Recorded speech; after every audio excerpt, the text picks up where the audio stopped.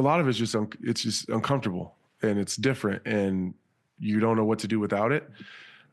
This thing is different for me now. It's not the same.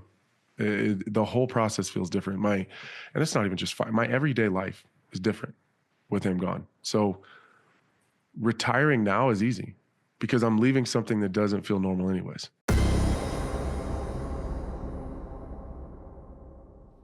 It is always my great pleasure to welcome back one of my good friends in the sport, and he is making the walk one final time in April in Kansas City, a place where he actually scored a huge knockout in his last appearance. I kind of forgot there was a UFC in Kansas City before now. Always my pleasure to speak to Anthony Smith. Anthony, what's going on? How are you?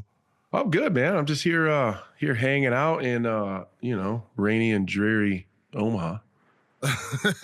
So UFC Kansas City, April 26th. I get the date right? Yep. All right. We've talked about this in the past because we talk pretty often about like when the end of the career would come. And I think I want to say in the past you always said like, you're not going to be a guy who sticks around too long. So can you walk me through just the moment or the time when you're like, I know this is going to be the last one? Yeah, I probably stuck around too long already, if we're being honest. But, I'd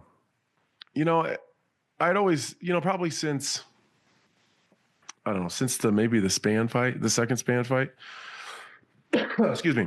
I think the second Span fight, I started telling kind of my team and my family and my wife, like, I'm having a lot of fun, but it's just taking up a lot of time, and it comes down to just being a dad and being a husband and kind of just checking into that part of my life. Not that I'm not checked in. I mean, I'm super involved with everything that goes on. I almost don't miss anything, but it'd be nice to slow that part of it down and just not have that part of the responsibility, And so that's kind of when it started. I kept saying 3 or 4. And then, that 3 or 4 just kept getting pushed back, and then I'd fight again. I'd say, oh, maybe 3 or 4 more. And then I'd fight again. It's, probably 3 or 4, like I said that, but didn't start ticking them off, and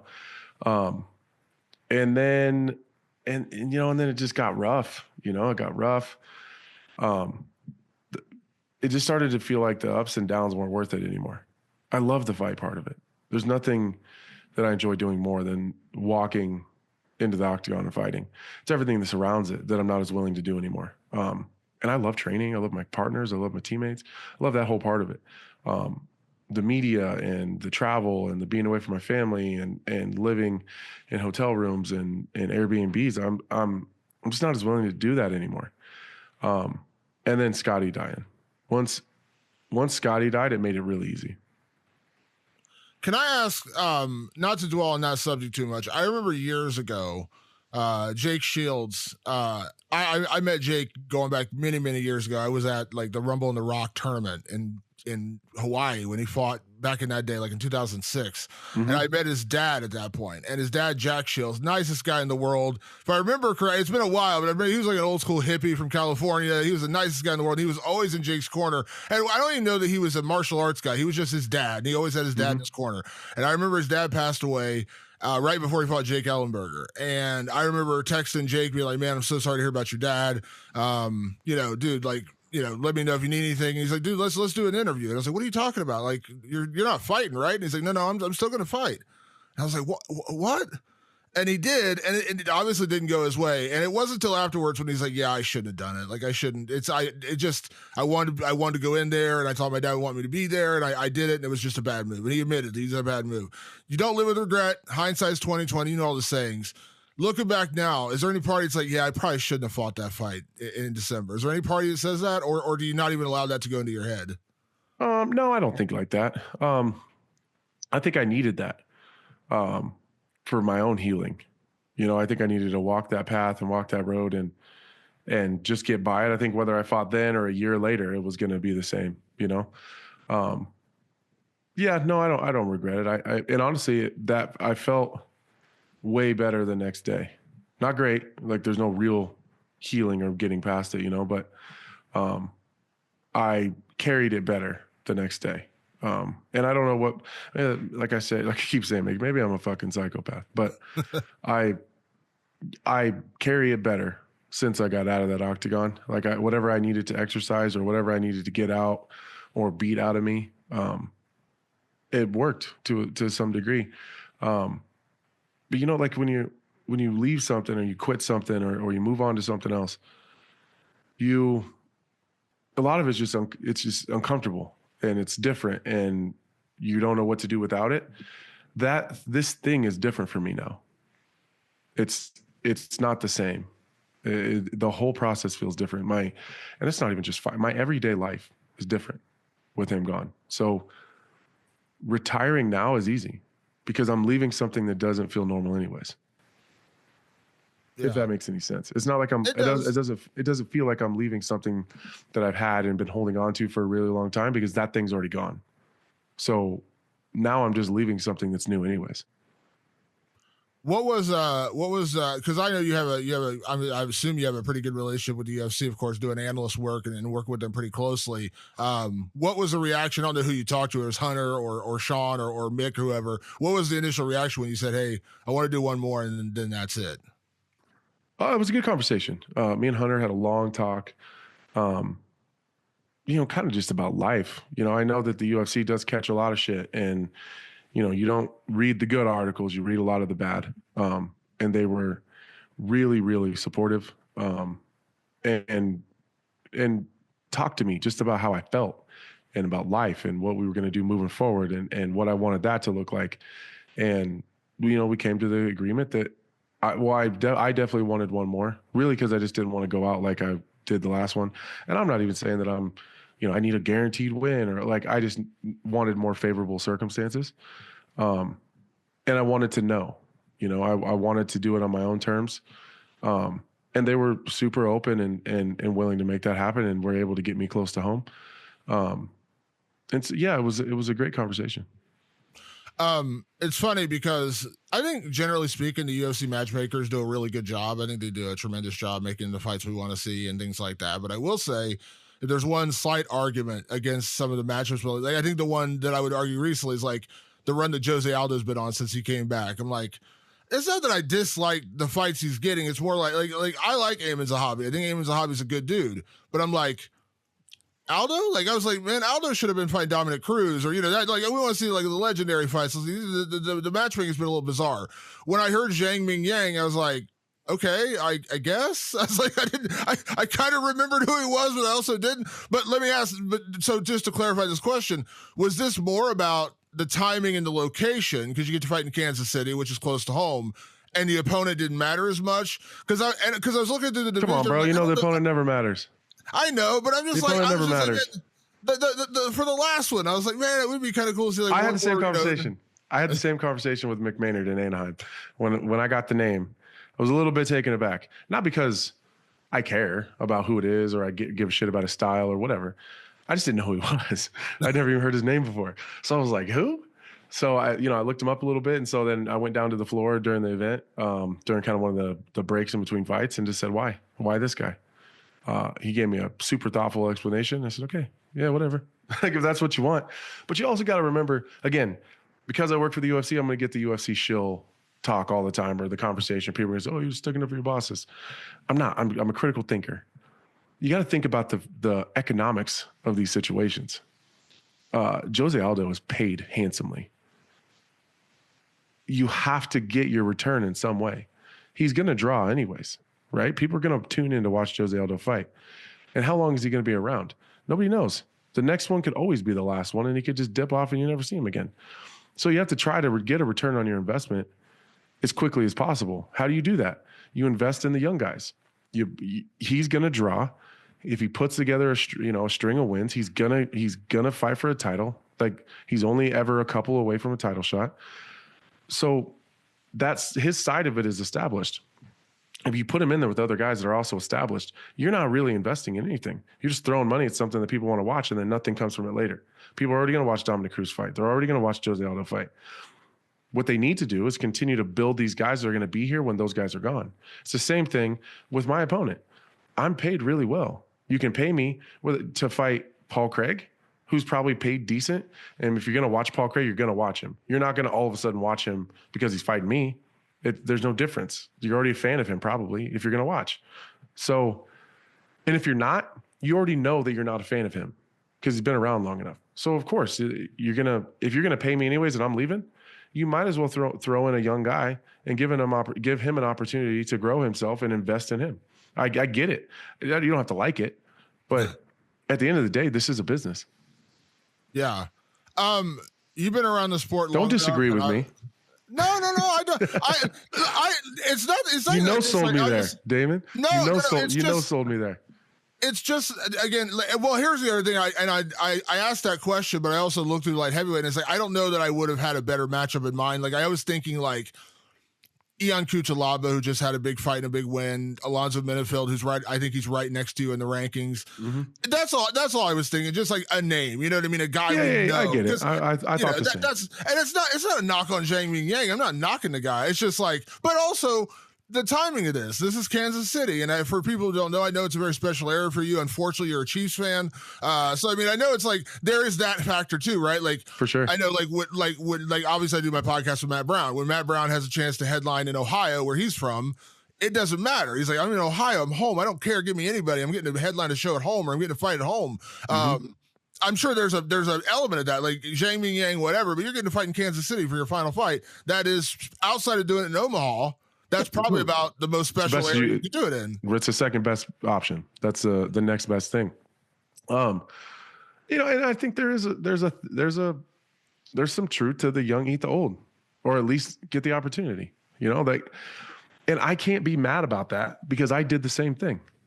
I'm the guy who took out Hector Lombard and Shogun Rua and Rashad Evans. Like, that's the path. That's how the circle of life happens in this sport. That's, like it or love it, love it or hate it. That's how this goes. I don't necessarily like it, but I sure as fuck was a beneficiary of it at one point in time. One thing I've always loved about you, Anthony, is obviously you do shows like this on your own. You do a lot of analyst work. Of course, you do stuff for the UFC as well. And so you are a guy who knows the sport very, very well. Everyone retires for a different reason. I mentioned Matt Brown. Like, when he retired, he got a call from the UFC for a fight offer, and he didn't get super excited. He's like, well, I know that's it. Like, I didn't get that feeling. I'm like, oh man, I can't wait to fight. And he's like, yep, that's it. And he told him, I'll pass and I'm retiring. Just like that. He's like, yep, that's pretty much it for me. But you also know the flip side of that. Guys are like, I'm done, I'm retiring. And then, there's an old joke on Twitter, like, all right, we'll see you for your next one. Like, we'll see you in a year. We'll see you in 6 months or whatever.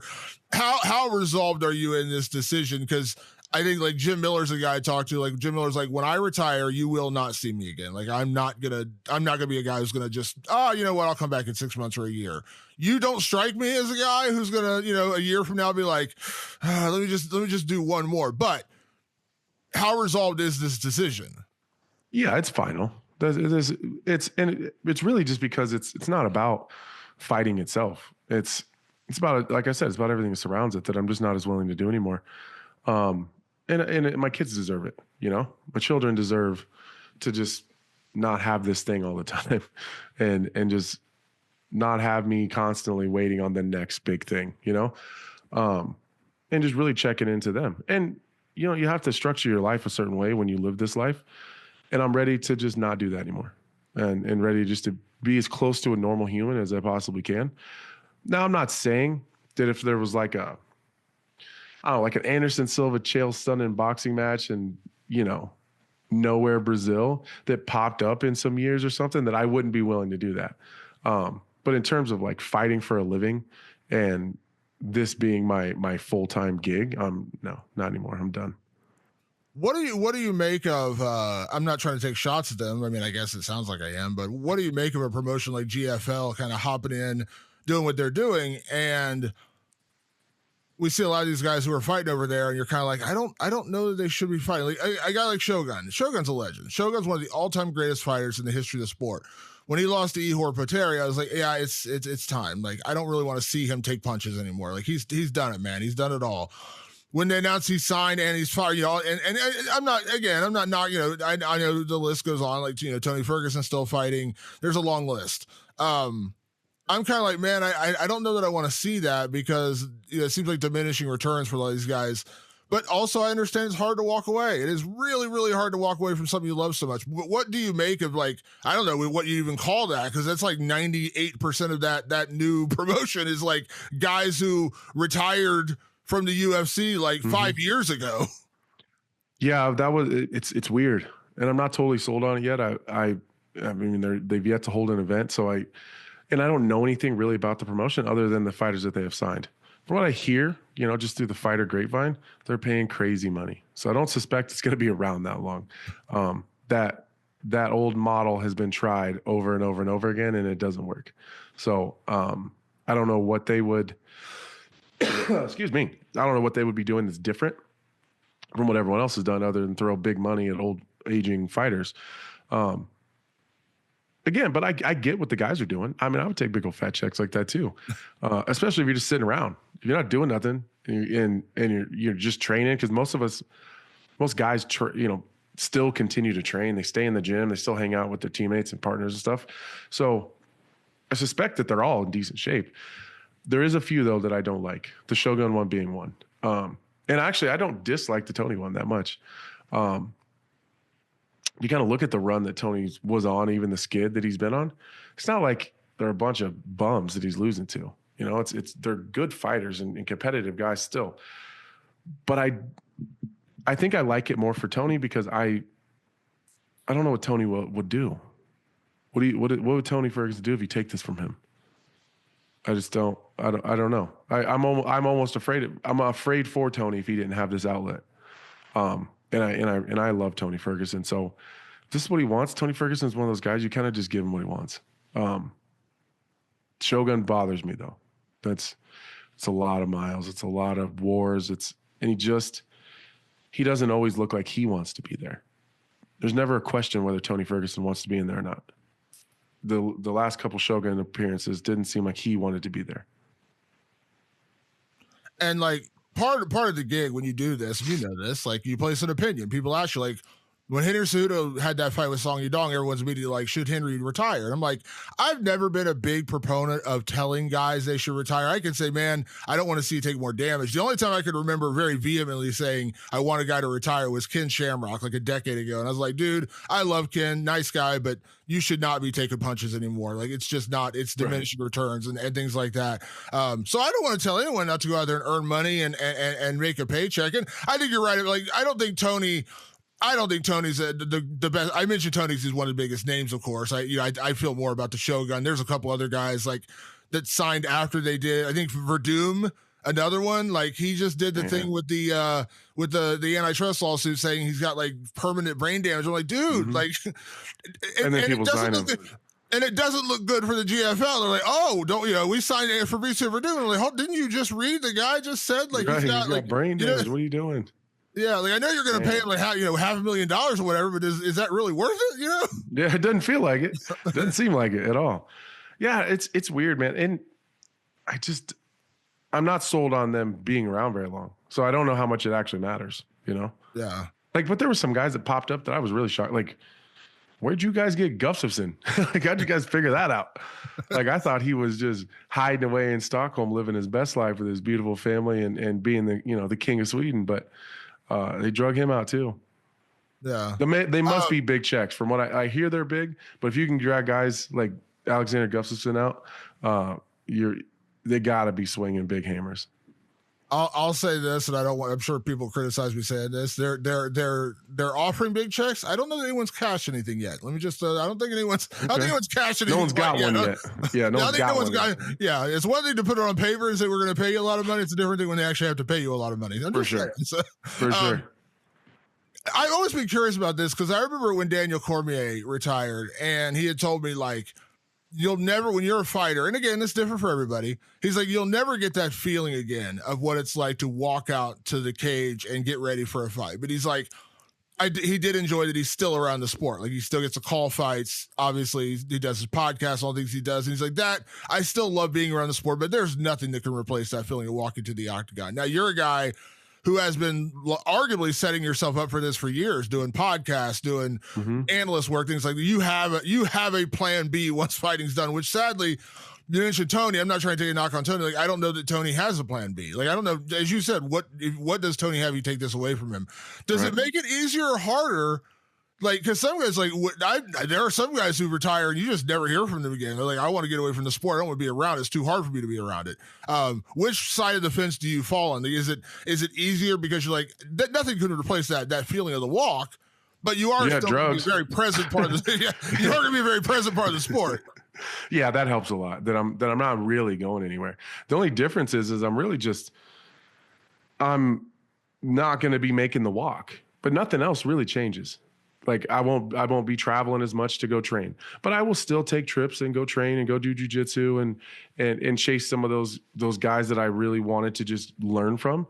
I'll still continue to do that. You know, like if I got a free 4 or 5 days, I would love to go and dip out and learn some more from Nicky Rod and those guys down at B Team in Austin, or you know, head out to Philly when Dean Thomas is up there with those guys when he just traveled up there, like, and just spend a couple days and learn, because I still have to stay up and stay, you know, relevant on my knowledge and stay in. And if I lose the training part of it, that's what I fell in love with. It was the camaraderie and the brotherhood and the, you know, that team feeling and just being in the room. That's what hooked me. The walk was the bonus, and then I fell in love with that. But yeah, I mean, I'll still do all that. I think really the only difference is I won't be traveling quite as much for training, and I just won't be making the walk, but everything else stays the same. Are you happy? I mean, you have to be happy that you did like have an idea, like when it was all over, what you were going to do, because I think that's the sad reality. I got lucky, bro. A lot of guys don't. It breaks my heart though. It breaks my heart when a lot of guys like, when they walk away, you're like, that's, again, I'm not continuously taking a knock on Tony, but I'm using Tony as an example. Like, what does he do? Because I don't think Tony owns a gym. I don't think Tony, that doesn't strike me. And there's other guys too who have been like that. And I know the feeling. Like I said, I don't care if you have 10 million things set up. The feeling never changes. You don't suddenly lose the itch to want to go ahead and make that walk. But you did set yourself up for a post-fight career. Michael Bisping's an example. Like but he said, like, there's certain guys I'm like, I'm glad you had that idea, but you've set yourself up for, like, you have a career after fighting. Yeah. And, you know, it used to keep me up at night because I had no idea what I was going to do when I was done. And it wasn't even about how I was going to earn a living. It was, how am I going to be fulfilled? You know, how am I going to make a difference? I ended up in this position because I've always been different. I knew when I was a kid that I was never meant for a normal 9 to 5. That I was never, and I'm not against, and this, anytime I say this, it makes it sound like I'm being disrespectful. I'm not against anybody who gets up, clocks in, works their day, and clocks out. I'm not against that. I did the same thing as a concrete finisher and other construction trades for a long time while I was training and fighting full time. I was finishing concrete and fighting in the UFC at one point in time. So I respect that, but it was never meant for me. I always knew that, like, this is just in the interim until I get to what I actually want to do. So while that was going on, and then I realized, what the hell am I going to do when this is over? Because that thought got me here. What happens when here is gone? Like, then what do I do? So it used to bother me a lot. It kept me up at night. And I just fell into this broadcasting thing totally accidentally. The UFC brought an opportunity to me.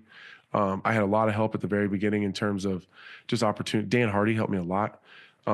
Just kind of getting seen and known and noticed.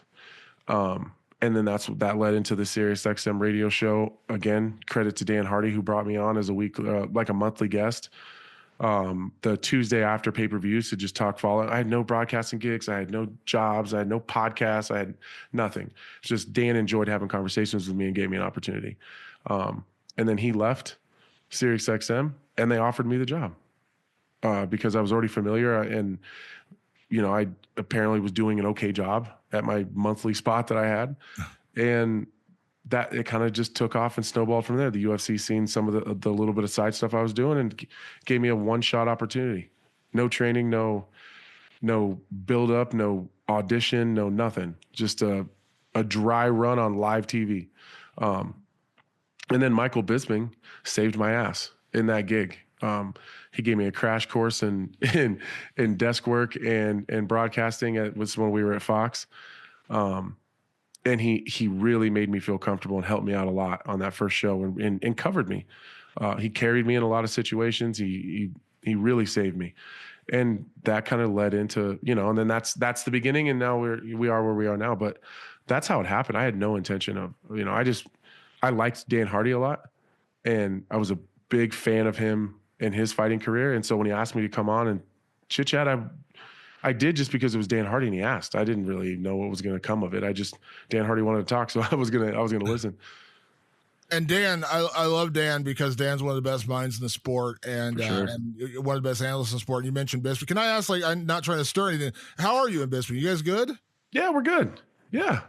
Everyone, when you started your own podcast and stopped doing his, everyone's like, oh my God, what was the fallout? You guys hate each other now. I'm like, I don't really think I know Bisping well enough to know, Bisping's a good guy. Like I always said, Bisping's a good dude. Well, like I told everybody, if Bisping hated me, you guys would know it.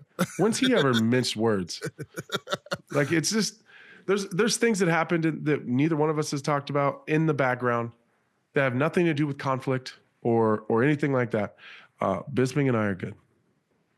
And the reality, this is not a knock on Bisping. This is just a reality. Like, you want your own thing eventually, right? Like, that's kind of like the point of doing this. Like, you want your own thing. Like, you don't want to be the other guy. You want to be your guy. I mean, that's not a knock on him. That's like, you want your own thing. Yeah. And that was the plan in conversations that Bisping and I had from the very beginning. There was no shock that I was going to start my own show. That wasn't a surprise to anyone behind the scenes. Yeah. And like I said, I mean, Bisping's a good dude. You guys had good rapport. And that's why it works so well. Yeah, he's incredible. He's an incredible dude. He's helped me a lot. Do you think you'll ever transition into doing commentary? If the opportunity arises, for sure. That's obviously the path that I think a lot of people want to take. I would jump at an opportunity to call fights and just take on that role. I think that's where my skill set's probably better utilized. I think I'm better in that role. But you have to remember, like, if I'm calling for that opportunity, that means I'm calling for a lost opportunity for one of my friends. So I'll sit patiently and wait and see if that opportunity pops up. The UFC knows that I'm willing and that that's something that I would really enjoy doing, but I'm not gonna. I love Chiesa and I love Alan Joban, and I get so uncomfortable when they call publicly and talk about wanting to call fights, because it means they want to take the job of one of their peers. And I know that they don't mean it like that, because they just want to call fights. I get it. I do too. It would be incredible. It'd be a lot of fun. But by calling for it publicly and like kind of campaigning for it, I don't want DC looking at me sideways, and I don't want Felder being uncomfortable with me or around me. And I don't want Bisping being uncomfortable around me because they feel like I'm scheming and weaving and trying to get into their position. The opportunities pop up. In the last 10 years, there's been a bunch of different guys. You had Brian Stan, you had Dan Hardy, there's been people that have been in and out. And I think as the sport continues to grow, I think there's going to be more roles and more opportunities that are going to pop up. I think we're going to continue to keep moving in a direction where there's more fights, not less. So at some point in time, they're going to need another guy anyways. I'd imagine as these new rights deals come up, with the ESPN negotiation, all that stuff, like, I suspect that there's going to be more fights and more opportunities, and they're going to need more. Like, at some point in time, Bisping and Felder and Laura and DC, they're going to need a break. And, Dominic Cruz, they're going to need a break. And they're going to need someone to take on something for them. And if they need me, I'll be there. It's funny because I remember years ago, like when it was just Goldberg and Rogan. And I remember when Rogan started taking a step back, I was like, oh man, Rogan. I was like, dude, he's doing like 50 shows a year. Like, right. He can't do everything. And like, when he's like, I'm not doing international shows, dude, I've traveled. I know. Like, when Rogan started doing that, I was like, man, I kind of agree with Rogan. Cause like there was a time when Rogan was doing pay-per-views, he was doing the Fox shows, like he was doing everything. And I'm just like, doing them all. You will run yourself ragged. And you're right though. Like, I was so happy when they gave Laura Sanko a chance, and she's been doing an incredible job. I get shit about that a lot, where people always ask me, like, are you mad that Laura got that opportunity and you didn't get it? And I was like, listen, guys, I love Laura Senko. She's a very, very close friend of mine. If you're the type of person that gets mad that someone else gets an opportunity because you didn't get it, means you're a shit friend. I couldn't have been happier for Laura and the pioneering path that she's on for women in broadcasting and women's MMA. I knew Laura when she was just a amateur, you know what I mean? Like in the gym and just one of the guys. So I was so happy, just like you. I was so happy when she got that opportunity. I think that she was being underutilized at times with her skill set and her knowledge in the game. I couldn't have been happier for her. And I think people think that there's this hierarchy where, you know, the longest reigning desk guy is the next guy that goes. A lot of times I think that is the case. So I guess if that's the direction that they're going to go, then yeah, I would have been next. But I'm not mad about it, bro. I got a lot going on. I got a lot of good things going on for me. And I'm just happy that everyone else is winning too. There's enough for everyone to eat. Commentary absolutely like intimidates me for all the stuff I've done in broadcasting, all the stuff I've done, like, because I've gotten calls from like regional promotions, like, would you be interested in calling fights? I'm like, no. Like that, no. I'm not into that. Like, I know it's so much easier. 5 hours. Hold on. It's not easier. There's a whole lot more prep work. Those guys do a whole lot more prep than I have to for the desk. Those nights are longer. They're talking for 5, 6, 7 hours a night, straight through, doing every single fight. So there's a whole lot more in terms of the undertaking of it. But for me, it's easy for me. Like, once you get past the prep work and you know, we're discounting the time that you're sitting there talking, it's easier for my skill set and I think the other guys would probably agree. I'm trying to predict things at the desk and then I'm reacting to it afterwards. The reaction part of it is the easiest part. I just talk about what I just seen. That part's easy. The predicting and trying to break it down and trying to see how this is going to work when you put these pieces of the puzzle together are hard. Once you get to the actual fight and it's happening, then you just talk about what you're seeing and try to explain it in terms that regular people can understand. That part I'll be really excited about because I think that's where I do my best work. I think we're on the cusp of, with this new TV deal, I think we're going to have more shows. Like, I don't know what the end result's going to be. I predicted Netflix for a long time. I don't want to certainly discount ESPN or Amazon Prime.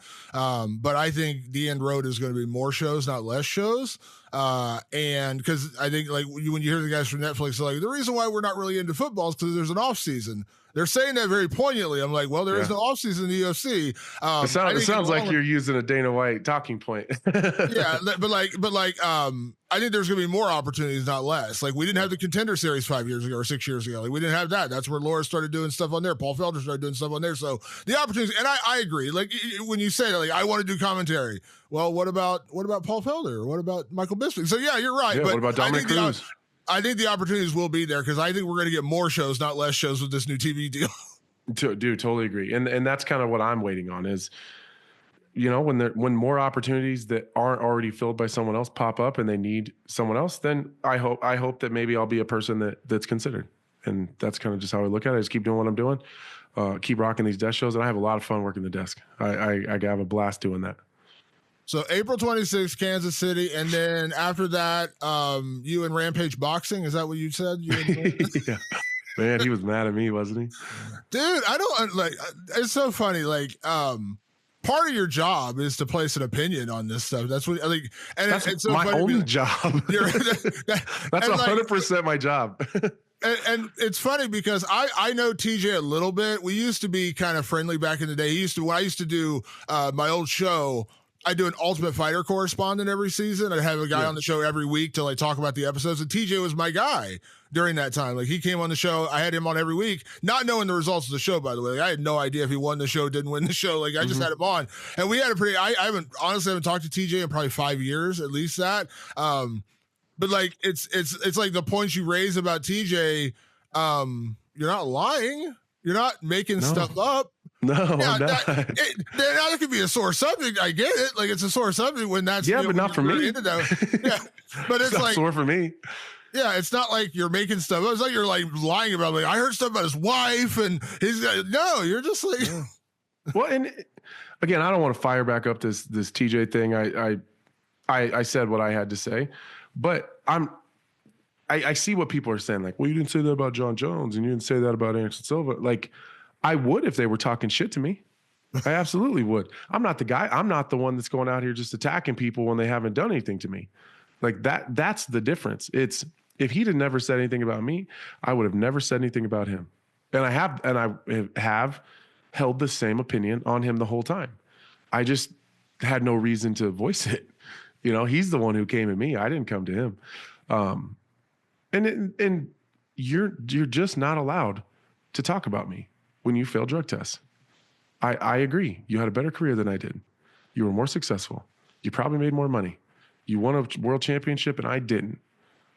But if you're in line to get a fucking sandwich, I'm going to step in front of you every time because I passed all my drug tests and you didn't. And there's a black cloud over your career and not mine. So everything that everyone says is right, but so am I. He did have a way more successful career and he was way better at fighting than I ever was. And I wish that I could do a fraction of what TJ Dillashaw was capable of physically. He was incredible to watch. It was a lot of fun to watch his career. But you don't ever get to speak on my career, ever. That's not a thing that you're fucking allowed to do anymore. It's just not.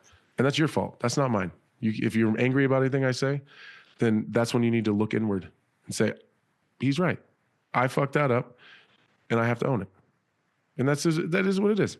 I personally, I bet TJ's a really good dude. I have never heard anything super negative or super great about him. I don't know him at all, but I'm sure he's a fine guy. I'm sure he's a great dad, a great husband.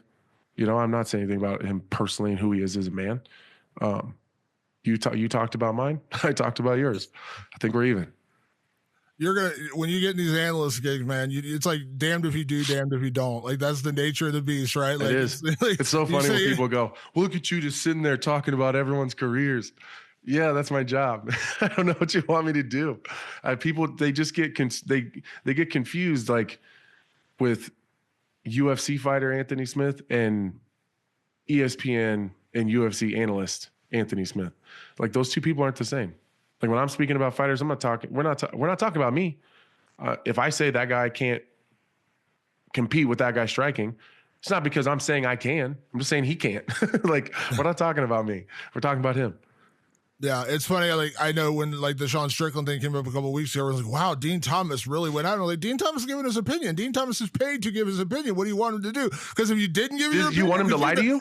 You know this is a fact. If you don't do that, if you're just like, well, you know, it was all right, and I think he's a good guy, you're not going to be on TV for 5 minutes. You're going to be out of a job immediately if you don't state your honest opinion about something, or you don't state the honest facts about something. You're going to be out of a job so quick your head will spin. Yeah, well, we're not here and being paid to ride the fence and I don't know, and massage people's feelings. They want our opinions. And that's why we're in this position. We're like, I know when you see it on TV and in these podcasts, like it seems as if we're giving this opinion because it's something that's really heavy on our heart that we got to talk about. A lot of times we're being asked questions on the other side. We're just answering the questions. That's it. We have these show calls. We have these broadcast meetings. We have these format meetings. And all of these topics are being brought to our attention, and then we're being asked about them. That's how this works. Like, it's the same thing you see with Stephen A. on his show. They have a meeting every single day before the show, and they go through, and then they figure out which thing that those two people disagree on, and that's the thing they're going to talk about. Like, they don't want you to form an opinion, but if your genuine opinion is opposite, that's what they're gonna bring to the front of the table, because that's what people want to see. They want to see discourse and back and forth and people trying to make their own argument and make their own points. Nobody wants to see people sit up there and ride the fence and say, "Oh, we did all right," and you know, Bashan will be back. Like, you can find that anywhere. You want an honest opinion that probably is gonna be disagreeable with 50% of the people, that's what they want. That's what they want. Any opinion is disagreeable to 50% of the people. You can say I like turkey sandwiches. Turkey sucks. Ham's better. Like that's any opinion. But if you ride the fence, you're making no stance. You're not really saying anything. And Fighters get pissed off about it. I've been pissed off about it. Dean's pissed me off. Like it, and Dean's one of my closest friends. I spend 3 hours a week sitting in this exact chair in front of this screen with Dean. But I get it. It pisses people off. But I don't know what to do about that. I don't know what to tell you. Well, I tell you what, man, you've had an incredible career. You've done a lot of great things, and there's a little sadness in me. Like, man, like it's going to be weird not to hear like, oh, or texting you, be like, who you fighting? What's going on? Right. Yeah. But at the same time, I'm also happy for you because you're making the call. And I always remember the quote. I can't remember who said it originally, and I would give credit if I could. But I want to retire from the sport. I don't want the sport to retire me. And yeah, Chael always says something. Chael says something very similar, that his goal was always to, he always says a couple of things. He wants to spend the rest of his life after he fights doing what he wants to do, not what he has to do. And so I've kind of adopted that same thing, but I also have heard Chael say that if all goes well, you're done with the sport and the sport isn't done with you. Yeah. So April 26th, bro. I did. And I listen, man, you've always been brutally honest about everything, and you're going to make that walk one final time. It's going to be weird not to think about one more. I'm sure you probably already had that thought in your head, like, man, it's going to be weird not to make one more. But April 26th, Zhang Mingyang, I think this is going to be awesome in front of the Kansas City crowd. Can't wait to see it. And the great thing about you doing analyst work, man, you're never going to be done with me because I'm still going to have you on this show. We're still going to be breaking down fights and still going to give the opinion, so you're never going to escape that. For sure. And I've always appreciated you. We've been doing these, these conversations. When we started doing these, I think we started doing interviews over the phone. This was like before Zoom and all these little streaming things were a thing. But you've always been good to me, bro. And I appreciate the shit out of you. And we're gonna continue to have these conversations while I continue to grow in this chair. That's my plan.